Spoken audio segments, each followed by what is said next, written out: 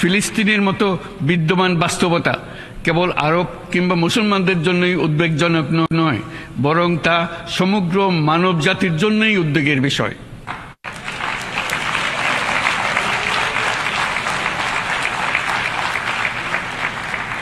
একজন মানুষ হিসেবে প্রত্যেক ফিলিস্তিনির জীবন অমূল্য।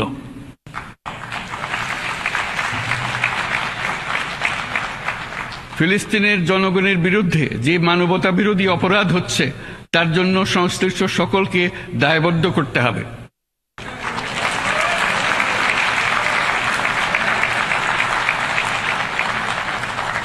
ফিলিস্তিনের জনগণের উপর চলমান নৃশংসতা, বিশেষত নারী এবং শিশুদের সাথে প্রতিনিয়ত যে নিষ্ঠুরতা বিশ্ব দেখাচ্ছে, তা থেকে নিস্তারের জন্য বাংলাদেশ অনতিবিলম্বে সম্পূর্ণ যুদ্ধবিরতির আহ্বান জানাচ্ছে।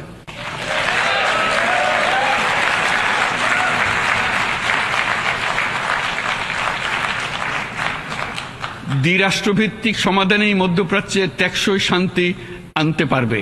তাই জাতিসংঘ সহ আন্তর্জাতিক সম্প্রদায়ের সকলকে এর বাস্তবায়নের জন্য এখনই উদ্যোগ নিতে আহ্বান জানাচ্ছি।